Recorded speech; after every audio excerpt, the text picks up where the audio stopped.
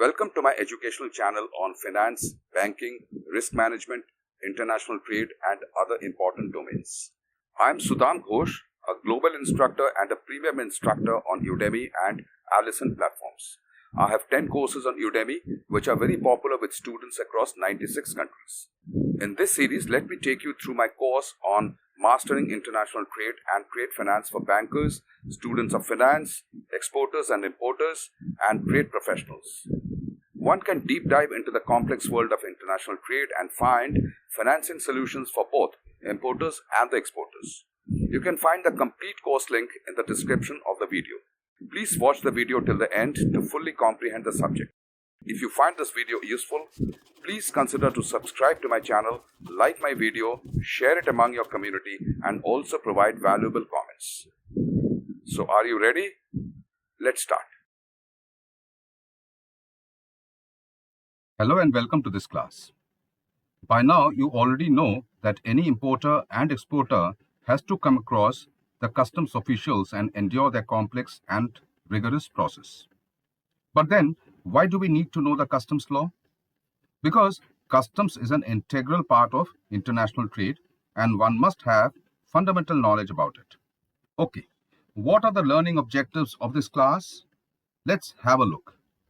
At first, we are going to understand the customs department and its role and what are its powers. Then we will understand what customs law is all about. We will understand the prohibited goods under the customs law and the rationale behind it. We will also understand what are restricted goods and their rationale. Finally, we will understand the types of customs duties that are levied. By the end of this class, you will have a fair idea about the customs and its importance. Let's have fundamental idea about the customs department.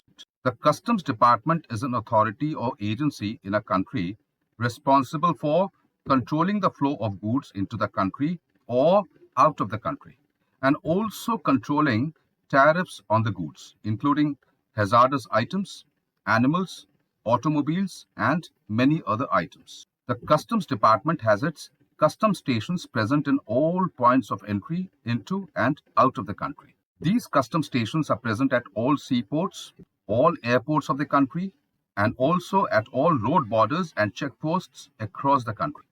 The international trade is controlled by countries with the help of its foreign policy, export-import regulations, schedule and tariff of import and export duties, as well as trade laws and regulations.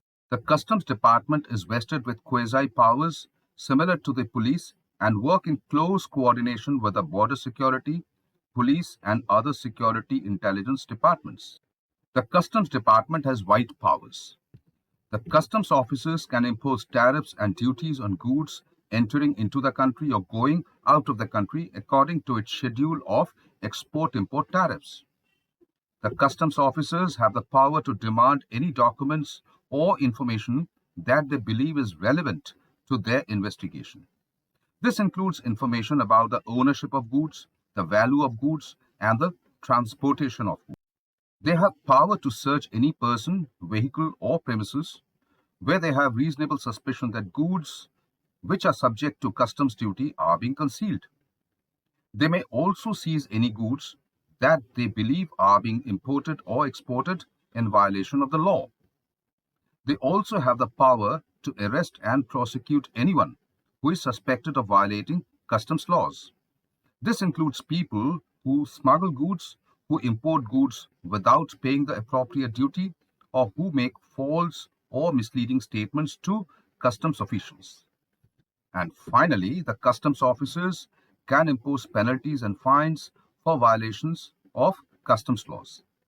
The amount of the punishment varies depending on the severity of the violation. We will try to understand what customs law is all about and how customs duties are levied. All right? The customs law of every country affects both the imports and the exports. When we say customs law on imports and exports, it means import and export of goods only. As per customs law, duties are levied both for imports and also exports. When we say import duty, it means duties have to be paid on the goods that enter the country through the trade route. It means that a buyer within the country has to pay import duty when he purchases goods from an overseas seller. When we say export duty, it means duties have to be paid on goods that leave the shores of the country through the trade route. It means that a seller within the country has to pay export duty when he sells goods to an overseas buyer. Now, the customs department of every country functions within its geographical jurisdiction. It can levy duties on imports whenever the goods enter its geographical area. Similarly, duties on exports are levied whenever the goods leave its geographical area. We will discuss geographical jurisdiction under the Customs Department in details in subsequent class. For now, let's know what both in case of imports as well as exports, the cargo has to go through a very rigorous and meticulous phase known as customs clearance process. Every country has got a well-defined import customs procedure or process. Similarly, each country has got a separate export customs process. We will learn both these procedures separately in subsequent classes. Before that, let's know that every country has a published list of prohibited goods and also restricted goods. It applies to both imports as well as exports. Therefore, every person engaged in international trade must be aware about these items while engaging with a particular country. Let's understand the rationale behind these lists. First is prohibited goods. International trade in prohibited items are totally forbidden by law. Any importer or exporter engaging in prohibited items is considered as a punishable offense. It is considered as smuggling, which is a very serious offense. Let's understand the key reasons. First is protection of public health and safety. Some goods may be prohibited due to their potential to harm public health or safety. This can include items such as narcotic drugs, pornographic and obscene material, hazardous chemicals, counterfeit medicines, or products that are deemed unsafe for consumption or use. Prohibiting these goods helps safeguard the well-being of consumers and prevents potential health risks. Next is environmental conservation and preservation. Certain goods that are harmful to the environment or contribute to illegal wildlife trade may be prohibited. Examples include endangered species, products made from protected animals or plants, ozone depleting substances, or goods associated with illegal logging or fishing practices. Now, prohibiting these goods aims to protect biodiversity, combat climate change, and promote sustainable resource management. And then, national security and public order. Governments may prohibit the trade of goods that pose a threat to national security, public order, or international relations. This can include weapons, military equipment, nuclear materials, and goods that can be used for terrorist activities. Prohibition on these goods help prevent the proliferation of weapons, maintain law and order, and address security concerns. Well, it's important to note that the specific goods prohibited in international trade can vary between countries and are subject to national laws, regulations, and international agreements. Additionally, government may also impose temporary bans or restrictions on certain goods based on emerging situations, public emergencies, or trade disputes.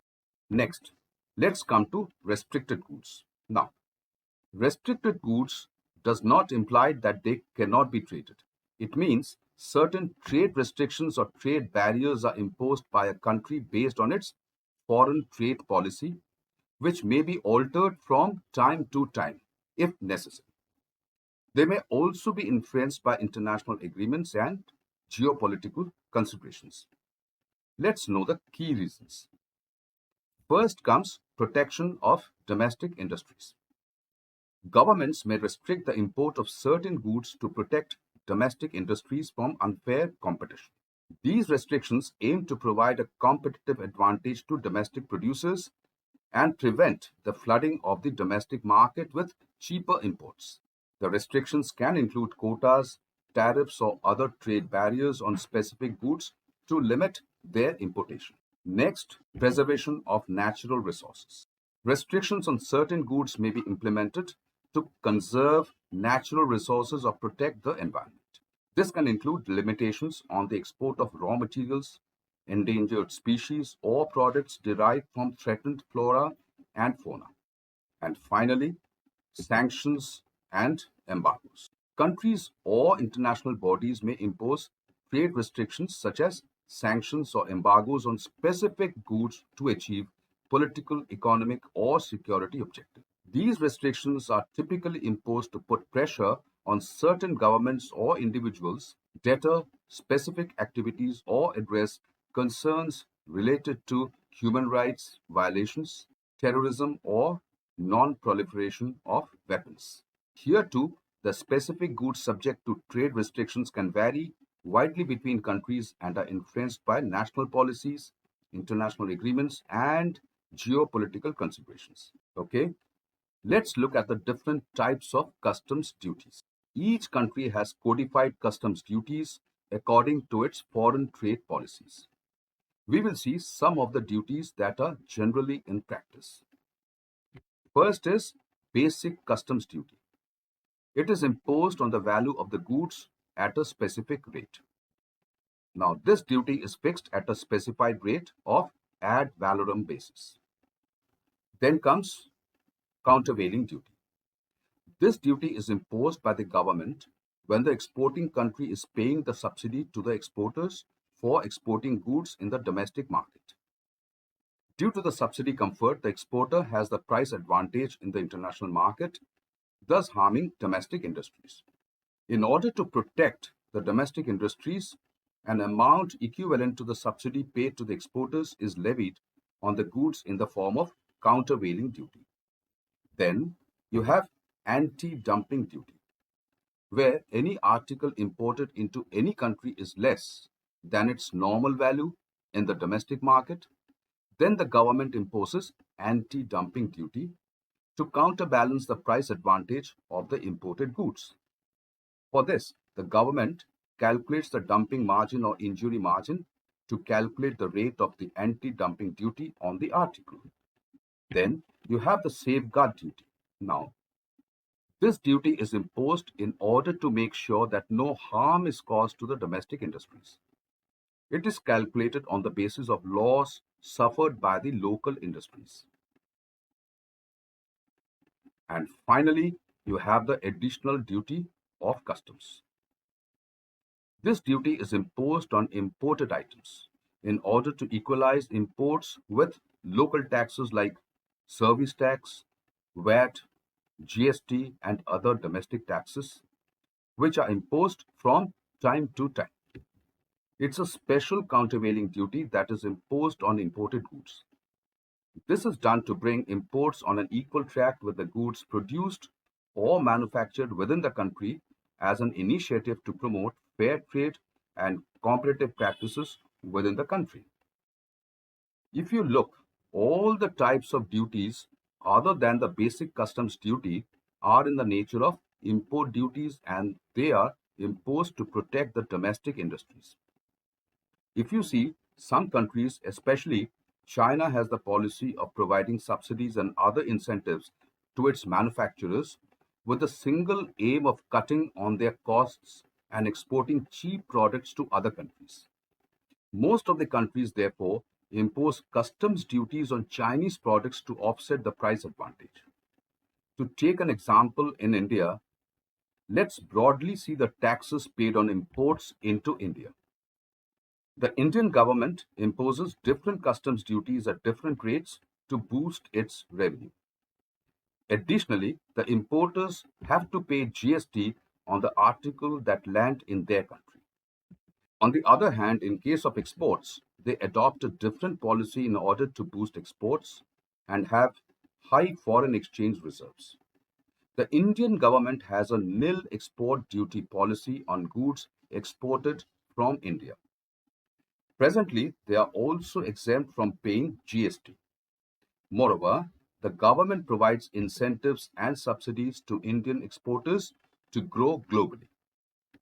So, countries can have completely different trade policies for imports and exports based on their priorities. By now, you should be having some idea about customs law. We will discuss other areas in subsequent class. Till then, goodbye. Thanks for watching the video till the end. Do let me know in the comment section any particular subject you want me to present for your sake. In the end, please do not forget to subscribe, like, share and comment on this video. We will meet in the next video. Goodbye.